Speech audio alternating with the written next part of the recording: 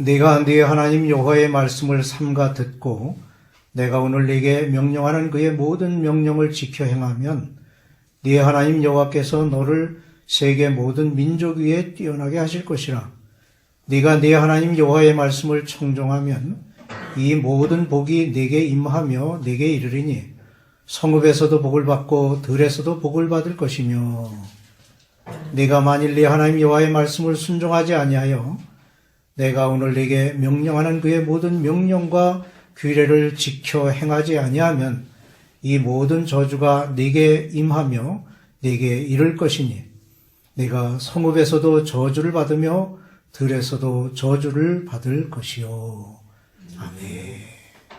신명기 28장은 신명기의 주제를 보여주는 장으로 그 주된 내용은 순종하는 자에게 주어지는 복과 불순종하는 자들에게 주어지는 저주를 담고 있습니다.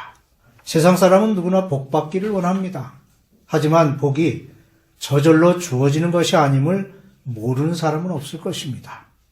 신명기 28장은 68절로 되어 있는데 그 중에 14계절은 복을 받을 사람에 대해서, 그리고 훨씬 많은 부분인 54계절에 걸쳐 저주받을 사람들에 대해 기록하고 있습니다. 복받기를 원하는 것은 인간의 삶이 근본적으로 추구하는 것이 행복이기 때문입니다.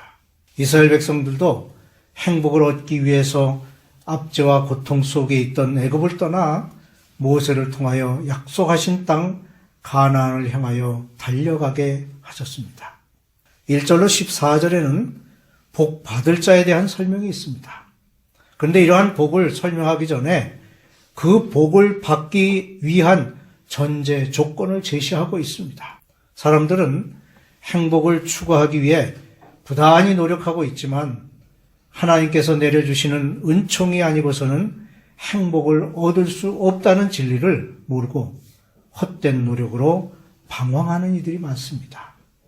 본문을 통해 하나님께서 요구하시는 행복의 조건을 깨달아 그것을 추구함으로 복된 삶을 누리시기 바랍니다. 1절에 네가 네 하나님 여호와의 말씀을 삼가 듣고 내가 오늘 네게 명령하는 그의 모든 명령을 지켜 행하면 이라는 대전제 조건은 너무나 중요한 것입니다. 복받기 위한 첫째 조건은 듣는 것입니다. 사람은 듣기보다 말하기를 더 좋아합니다. 그래서 야고보서 저자는 사람마다 듣기는 속히 하고 말하기는 더디하라고 일깨우고 있습니다. 이와 같이 하나님의 말씀을 듣는 것이 행복의 조건입니다. 그렇습니다. 하나님의 말씀을 들어야 합니다. 사람마다 귀 기울이는 방향이 다를 수 있습니다. 어떤 사람은 허망한 풍설에 귀를 기울이거나 달콤한 감언 이설에 귀를 기울입니다.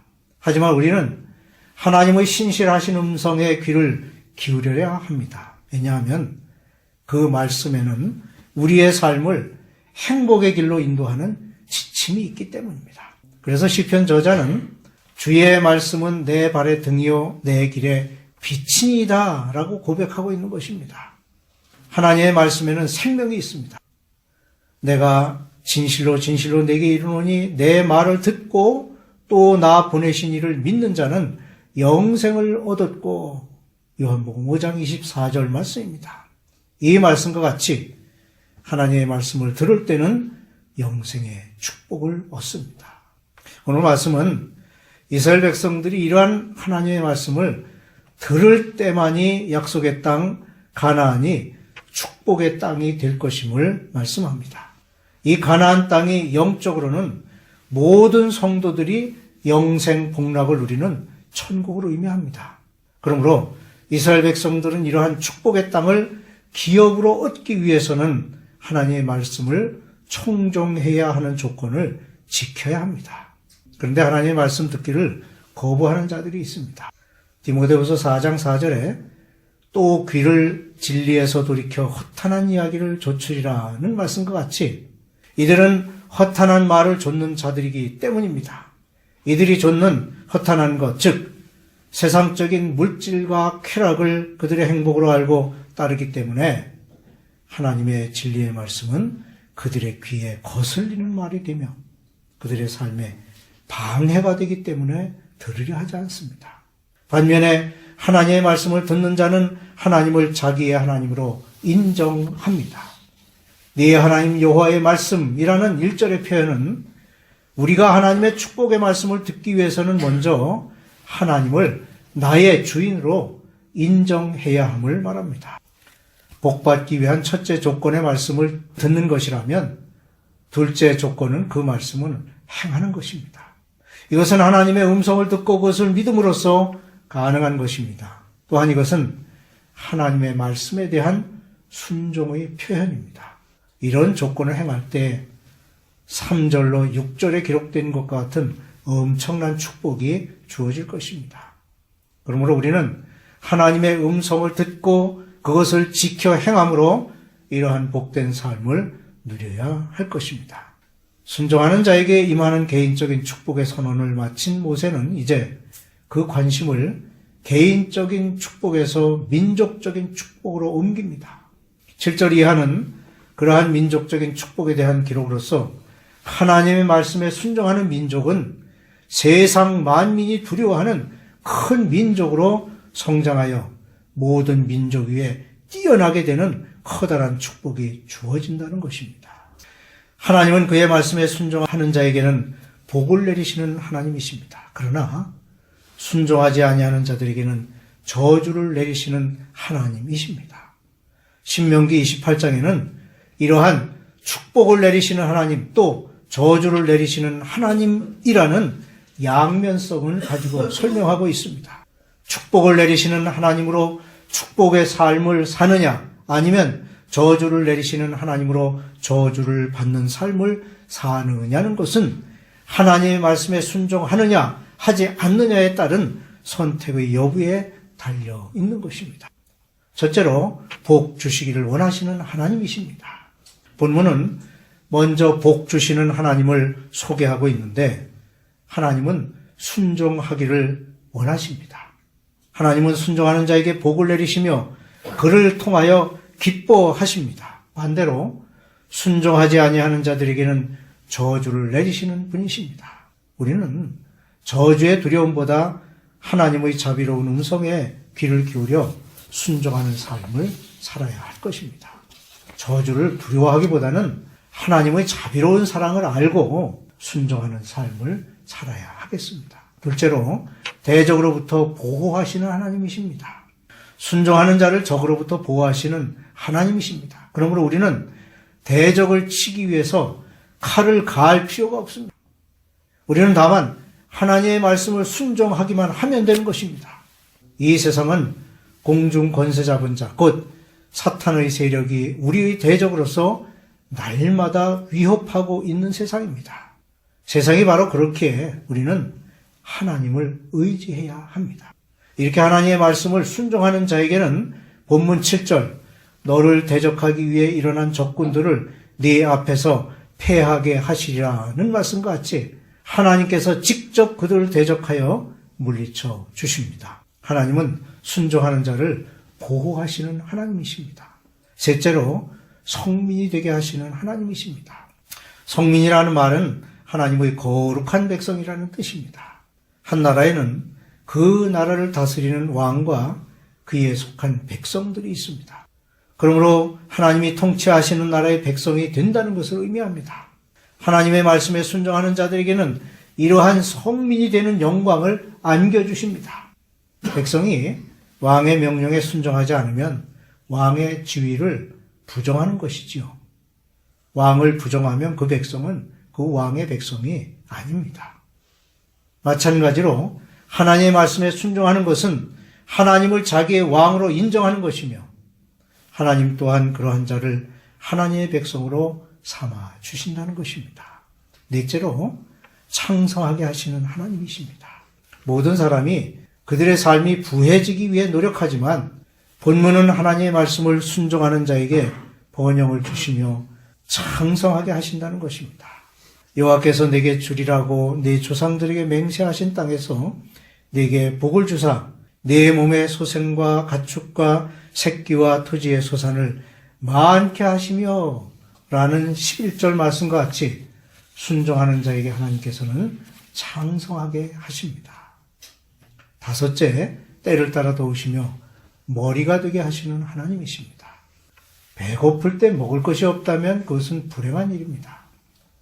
땅에 곡식을 심어놓고 비가 내려야 할 때 비가 내리지 않으면 매우 참담할 것입니다. 그러나 하나님의 말씀을 순종하는 자에게는 때를 따라 도우시는 하나님이시기에 그들은 부족함이 없습니다. 꾸어 줄지라도 꾸지 않는 풍성한 삶이 약속되어져 있기 때문입니다. 그리고 순종하는 자에게는 머리가 되게 하십니다. 이 약속의 말씀은 순종하는 자를 높여주신다는 뜻입니다. 높여지기를 원한다면 하나님의 말씀을 순종해야 하겠습니다. 반면에 불순종에 대한 저주가 있습니다. 하나님의 말씀은 말씀을 받은 자의 순종 여부에 따라 축복이 되기도 하고 저주가 되기도 하는 양면성을 가진 말씀입니다. 15절 이하에는 이러한 양면성 중에서 불순종하는 자에게 주어지는 저주를 선포하고 있습니다. 첫째로 저주를 내리시는 하나님이십니다. 이 말씀은 불순종에 대한 경각심을 심어주고자 하는 뜻이 담겨 있습니다. 즉 하나님의 말씀을 불순종해서는 안 된다는 것을 강조하는 것입니다. 하나님께서도 저주를 내리시는 것을 원치 아니하십니다. 그러므로 이것은 저주의 방편으로 기록된 것이 아니라 저주를 예방하고자 하는 뜻에서 기록된 것입니다. 하나님과 언약을 맺은 이스라엘 백성은 성민, 곧 하나님의 백성입니다. 내 자식이 부모를 거역하여 순종하지 않으면 참을 수 없는 모욕이 되는 것 같이 하나님의 택한 백성이 그의 말씀에 순종하지 않을 때는 저주가 내려진다는 사실을 알아야 합니다. 둘째로 불순종에 대한 저주는 철저한 저주입니다. 우선 개인적인 모든 일에 저주가 내려집니다. 먼저 육체적인 질병으로 고통을 겪는다고 했습니다. 애굽의 종기와 치질과 괴혈병과 피부병으로 너를 치시리니 네가 치유받지 못할 것이며 네 무릎과 다리를 쳐서 고치지 못할 심한 종기를 생기게 하여 발바닥에서부터 정수리까지 이르게 하시리라. 27절 35절 말씀이 있고 그 외에 연병, 폐병, 열병, 상한, 학질, 한재 그리고 풍재 등으로 육체의 극한적인 고통이 따를 것이라고 경고하고 있습니다. 그리고 육체의 질병뿐만 아니라 정신적인 질병까지 있게 된다고 했습니다. 이와 같이 개인적으로 철저하게 저주를 받는 것은 하나님의 말씀을 불순종한 결과입니다. 또 가정적으로도 철저하게 저주를 받게 될 것이라는 사실입니다. 30절에 네가 여자와 약혼하였으나 다른 사람이 그 여자와 같이 동참할 것이요 집을 건축하였으나 거기에 거주하지 못할 것이요 포도원을 심었으나 네가 그 열매를 따지 못할 것이며 라는 말씀은 믿고 약혼하여 가정을 이루기조차 어려운 타락한 사회가 된다는 말씀입니다. 또한 자녀를 낳을 것이지만 포로로 잡혀가게 되어 화목한 가정을 이룰 수 없게 된다고 말씀합니다. 또한 남자들이 자식을 잡아먹을 때 그 품의 아내와 그 형제와 그 남은 자녀들에게 주지 아니하고 부녀들은 그 다리 사이에서 나온 태와 자기의 어린 자식을 가만히 몰래 먹어치우는 비극이 배고픔으로 인하여 발생할 것이라는 저주는 가정의 완전한 파괴를 그대로 보여주는 것입니다. 그리고 또한 국가적으로 완전히 저주를 받게 됩니다. 정신적으로 미치게 되고 신앙적으로는 알지 못하는 나라로 끌려가서 목석으로 만든 다른 신들을 섬기는 철저한 저주가 있게 됩니다. 이러한 저주의 말씀들은 하나님의 분노 정도를 느끼게 하는 것이지요. 이와 같이 말씀에 불순종하면 철저하게 저주를 내리신다는 것을 알았습니다. 사실 이스라엘 백성들은 이러한 무서운 경고가 있음에도 불구하고 율법을 범하는 엄청난 저주를 받게 되는 것을 보게 됩니다. 하나님은 그 말씀하신 바를 실행하시는 분이십니다. 처음에 이스라엘 백성들은 하나님의 말씀을 순종했으나 후에는 불순종하여 결국은 저주를 받고 말았습니다. 이러한 저주는 철저하고도 완전한 저주였습니다. 그러므로 우리는 철저하게 하나님의 말씀에 순종해야 하겠습니다. 이런 순종의 신앙으로 우리는 복된 삶이 되고 저주와는 상관없는 삶이 되는 것입니다.